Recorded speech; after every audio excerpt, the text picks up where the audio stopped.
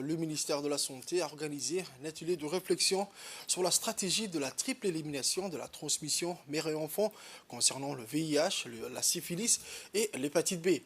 Placé sous le patronage du ministre de la Santé, le Dr Ahmed Roble Abdillah, l'atelier de réflexion s'est déroulé en présence de la représentante de l'UNICEF, Mme Beate Dastel, du représentant adjoint de l'OMS, M. Farhad Hassan Farah, et de la maire adjointe, Mme Fatouma Mohamed Kamil.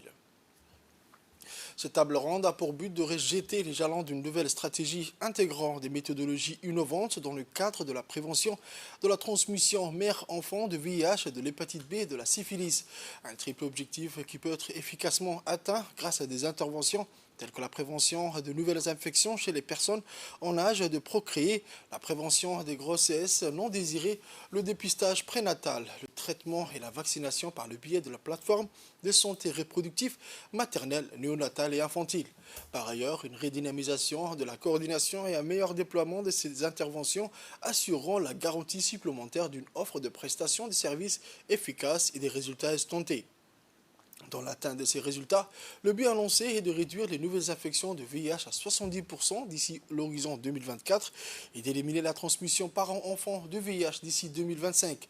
L'élaboration de cette nouvelle feuille de route réaliste impliquera l'ensemble des acteurs nationaux et internationaux pour conférer une place prioritaire à cette stratégie de la triple élimination de la transmission mère-enfant de VIH, de la syphilis et de l'hépatite B à Djibouti.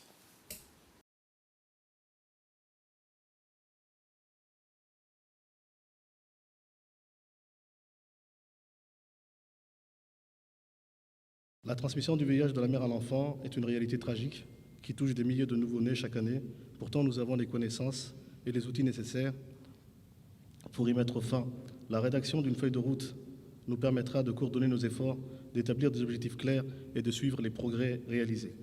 La première étape de ces feuilles de route pour l'élimination du VIH, de la syphilis et de l'hépatite B de la mère à l'enfant consiste à renforcer les systèmes de santé, à promouvoir le dépistage précoce des femmes enceintes. Il est essentiel d'établir des protocoles clairs pour le dépistage systématique pendant la grossesse afin d'identifier rapidement les femmes infectées et de leur offrir un service médical approprié.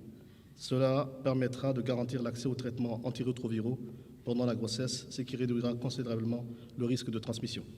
Ensuite, nous devons améliorer l'accès aux soins prénatals de qualité pour les femmes séropositives. Cela comprendra des services de conseil et de soutien, des informations sur les moyens de réduire le risque de transmission du VIH, de la syphilis et de l'hépatite virale B pendant la grossesse, l'accouchement et l'allaitement, ainsi que les conseils sur les alternatives à l'allaitement maternel.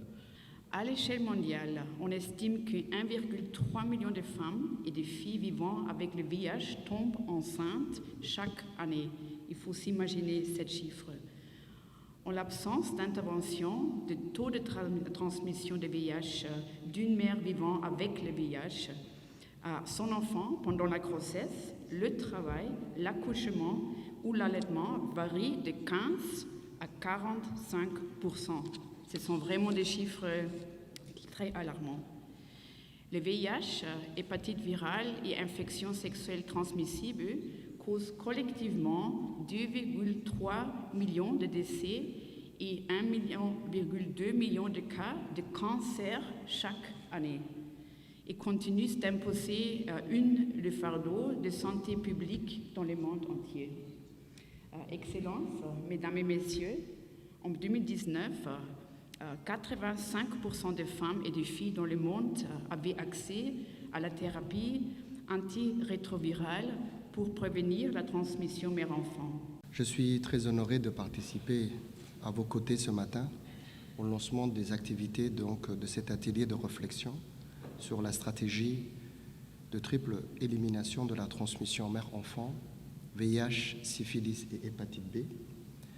Tout d'abord, je voudrais saluer ici l'ensemble des parties prenantes qui participent à cette discussion et à cette analyse de la situation actuelle de la prévention de la transmission parent-enfant dans notre pays, afin d'identifier les défis et les contraintes pour déterminer les interventions prioritaires pour cette triple élimination.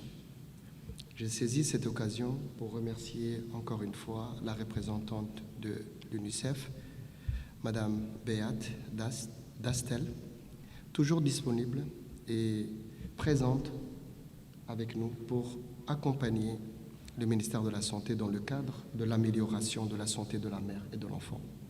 Également remercier l'OMS, le PNUD, la société civile, la mairie, etc. Mesdames et messieurs, il est judicieux de proposer une approche qui coordonne afin d'assurer la triple élimination de la transmission mère-enfant du VIH, hépatite B et syphilis et de fournir les orientations aux décideurs politiques, aux responsables et aux professionnels de santé. Les enjeux et les défis sont énormes, mais le ministère de la Santé doit s'atteler à répondre efficacement à l'attente de la population en matière de santé, et ceci avec l'appui de nos partenaires traditionnels. Mesdames et messieurs, permettez-moi de rappeler l'importance de la problématique qui nous réunit ici, à savoir l'infection du VIH-Sida, qui représente une problématique de santé publique pouvant galvauder la santé dans notre pays. Eu égard à l'importance de la santé de la mère et de l'enfant, le ministère de la Santé a inscrit dans son plan national de développement sanitaire PNDS 2020-2024 que la prévention de cette transmission parent-enfant est une priorité nationale.